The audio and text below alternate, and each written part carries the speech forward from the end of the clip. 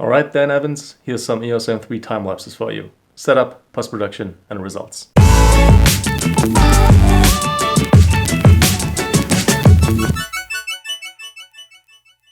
Now if either you do want to shoot a cloudy sky like this, or you cannot help avoiding having it in frame, you have to compromise. You're either gonna get a clipped out sky, or a nicely exposed rest of the image, or you're gonna have nice detail in the clouds, and a somewhat underexposed rest of the image. Now when it comes to time lapses, almost all the time all settings are set manually. And the first setting I'm touching here usually is the f-stop. If I do not have a foreground-background situation, I will step down the lens considerably. In this case I'm stepping it down to an f11. I wouldn't go higher than that because of an effect called diffraction. If you step the lens down too much, you are gonna lose sharpness. Secondly, I check the ISO setting, making sure I start out at the lowest possible value, which in case of the M3 is 200, and then I will set the exposure the way it needs to be, purely by varying shutter speed values. And if I cannot get the exposure down right, by varying the shutter speed, only then will I touch the ISO setting again. Expose correctly to the sky, and from that point, even underexpose a little, so you really make sure you're not running the risk of clipping highlights, because you cannot recover them in post-production. Whereas with the shadows,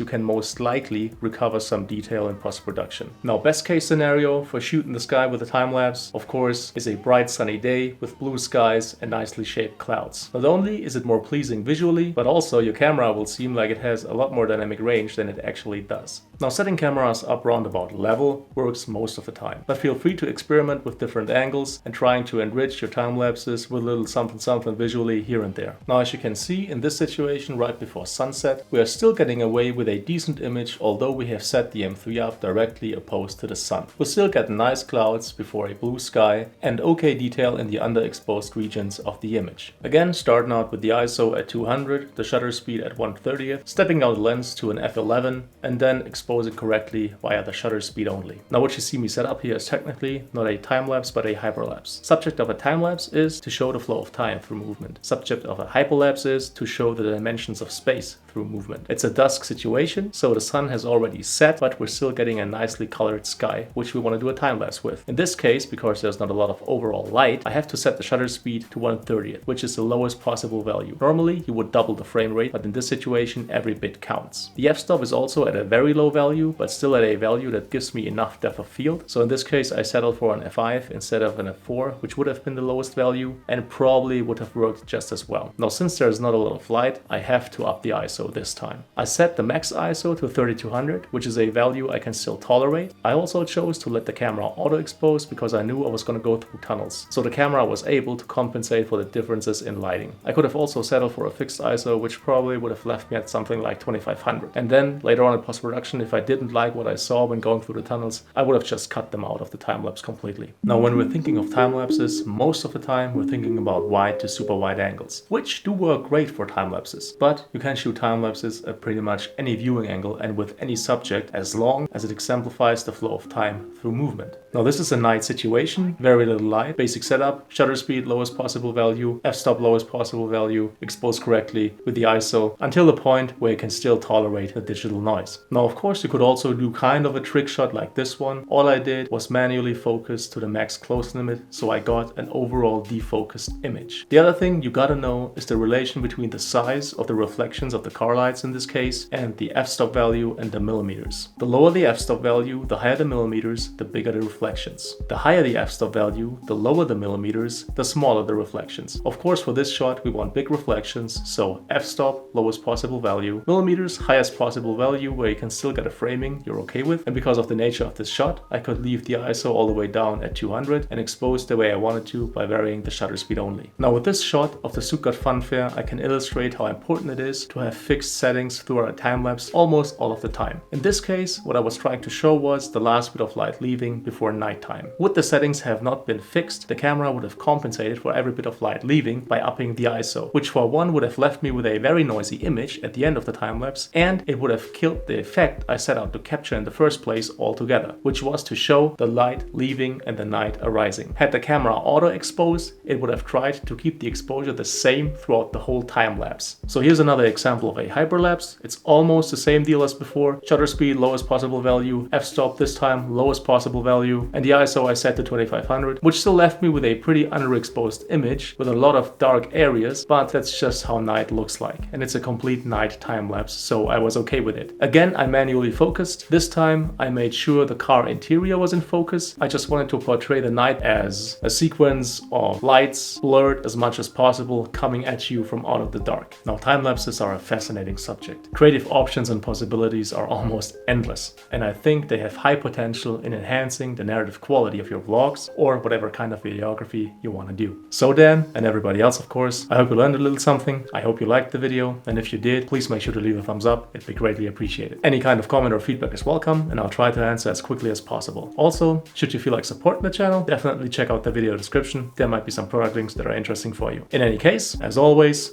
thank you so much for your time. Thank you for watching, and hopefully see you again soon.